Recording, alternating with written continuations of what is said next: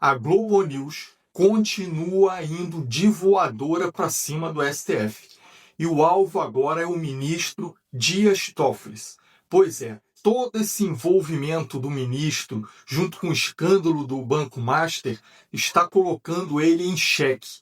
E quem está trazendo todas essas informações é a jornalista Ana Flor. Ela não está perdoando nada, está expondo todos os absurdos que o ministro vem fazendo com seus mandos e desmandos. E uma reportagem dela, atual, um comentário dela, olha, é para destruir o ministro de todas as formas. Mas antes de passar esse vídeo dela aqui, obrigado a você que está assistindo ao nosso vídeo. Deixe aqui o seu like, se inscreva aqui no canal e ao longo do vídeo deixe o seu comentário. Bom, vou colocar aqui o comentário da jornalista Ana Flor, que traz novas evidências aí do absurdo que o Dias Toffoli vem fazendo no caso Master. E logo em seguida vou passar um outro vídeo, mas eu já volto para falar sobre esse assunto. Dá uma olhada no vídeo. Importante, lembra um ponto importante, que é essa questão do desgaste da imagem do Supremo. E é claro que tem muita gente já preocupada com isso, inclusive o ministro Fachin, presidente do Supremo, que você apurou que vai voltar antes do tempo, antes do recesso, exatamente preocupado com tudo que está acontecendo aí nas entranhas, nos bastidores desse caso. Conta pra gente, o que você apurou? Pois é, Leilani, o ministro Edson Fachin já voltou a Brasília e já teve encontros presenciais e online com colegas.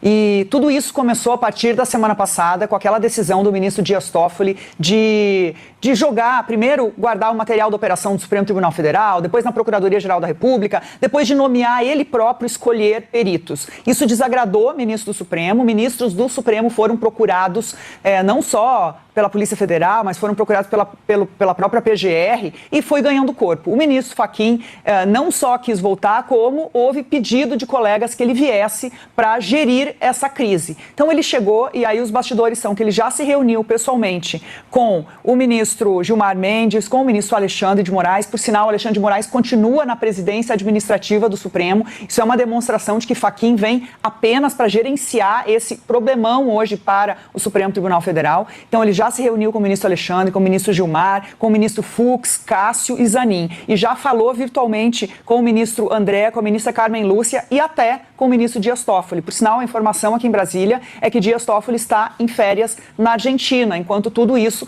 acontece. E agora, hoje, o ministro Edson Fachin está indo ao Maranhão conversar com o ministro Flávio Dino, que está com problema de saúde na família e não pôde vir a Brasília. Isso tudo indica, também é um modus operandi do presidente do Supremo, de conversar com todos os ministros antes de tomar uma decisão. E a grande decisão que está à frente do Supremo é como fica a relatoria do caso Master, porque as investigações estão paradas. De novo, depoimentos que vão acontecer, podem acontecer sem que os investigadores que farão as perguntas tenham acesso ao que foi apurado na semana passada na investigação. As defesas estão reclamando do ministro Dias Toffoli por não terem acesso ao próprio conteúdo do inquérito. Dizem que no gabinete do ministro Dias Toffoli sequer se atende o telefone quando alguém das defesas liga. Então tudo isso está caindo no colo do Supremo como um grande desgaste. A grande questão é se o Supremo pode tomar essa medida, que para muita gente é inédita, de retirar um caso de um ministro. Mas, de novo, o presidente Fachin conversou também já por telefone com Dias Toffoli e vai ter novas rodadas de conversa.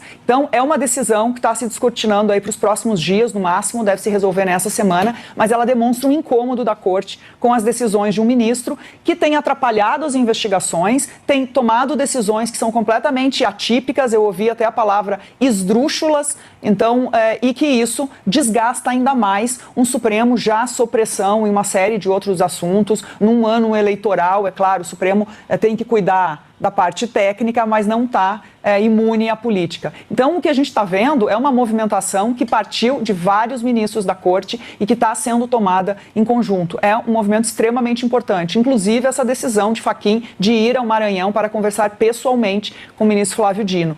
Se sair do ministro Dias Toffoli, se ele pedir, por exemplo, para redistribuir ou alguma outra decisão da Corte acontecer, seria um sorteio que ocorreria para o novo relator. Mas há gente em Brasília que torceria muito que esse caso caísse nas mãos do ministro Flávio Dino. Leilani.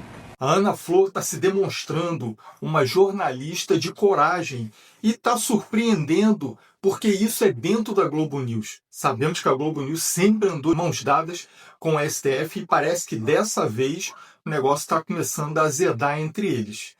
Mas agora vou trazer aqui também o comentário do jornalista Otávio Guedes. E olha que ele faz um comentário falando sobre Dias Toffoli e cita Jair Bolsonaro. Sim, ele cita o presidente Jair Bolsonaro e ele admite uma coisa. Dá uma olhada só no que ele fala. Otávio, a gente chegou a comentar aqui, eu não me lembro se foi você ou se foi Daniel, enfim, essa possibilidade. Você gostou do comentário? Fui eu. Foi você. Não gostou? Sim, já fica combinado, vai. É a respeito não dele se considerar impedido, mas dele ter um problema de saúde, digamos. Isso, é. E aí nada fica anulado. O menos traumático é ele, digamos assim, renunciar à relatoria, né? Passar para outro ministro sem declaração de impedimento ou suspeição. Mas aí, como diz o Trauma, isso não combina com as posturas dele mais recentes. Não. A possibilidade disso Mas também acontecer. é um fato inédito, né? O presidente do STF antecipar férias para articular ali uma intervenção. Uma intervenção. Isso também é inédito. Então a gente tem o histórico do Toffoli, que torna improvável essa possibilidade, mas a gente também tem uma movimentação inédita. E a gente ouve ministros, ninguém consegue justificar o que está acontecendo. Ninguém consegue justificar o que não passa pano. Porque é muito difícil. Porque você pergunta, vem cá, na DPF das favelas, o Fachin, com o voto de todos os ministros, disse que a perícia tem que ser autônoma e independente da polícia. A perícia não pode ser um órgão da polícia, como é, por exemplo, no Rio de Janeiro. Para garantir autonomia e imparcialidade, deu 2 anos, o STF deu 2 anos para os estados, onde a perícia é subordinada ao chefe de polícia, 2 anos para criar uma estrutura autônoma e imparcial. Então, como é que pode o mesmo STF entender que um juiz pode nomear peritos? É uma contradição. Então, há muita dificuldade em defender essa microgestão da investigação por Toffoli mesmo, porque ele é um juiz de garantias e ao juiz é vedado investigar qualquer interferência na investigação. Essa crise, para mim, de imagem do STF, é uma crise muito diferente do que aconteceu nos últimos anos no governo Bolsonaro.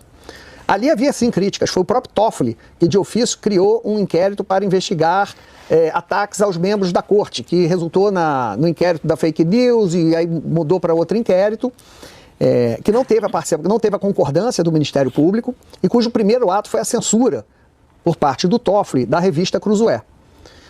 Então, ali começaram as críticas ao STF. Mas o que havia do outro lado? Havia Jair Messias Bolsonaro, com intento claramente golpista. Atacar o STF fazia parte do plano autoritário. Você tinha marchas com a estética da Ku Klux Klan para intimidar o STF. O Merval trouxe a informação de que Bolsonaro chegou a cogitar que aviões supersônicos da FAB sobrevoassem a baixa altura para quebrar os vidros do STF. Então você tinha uma série de medidas, você tinha um cenário que você relativizava alguns exageros do STF, porque era um cenário de ameaça à democracia. Confronto, né? De confronto, de ameaça. Nesse caso do Toffoli, não. Aliás, o advogado do Bolsonaro, quando criticava o STF, ele dizia o seguinte, ele dizia o seguinte, no dia em que não tiver Bolsonaro, no dia em que criticar o STF não for elogiar Bolsonaro, talvez o STF fique mais exposto. E para mim é exatamente chegou o dia. Está acontecendo. Chegou criticar o STF. Sem ter um inimigo. Sem ter, assim, não é elogiar Bolsonaro, como era no governo Bolsonaro, né? Por isso que eu acho que é um desgaste na imagem sem precedentes.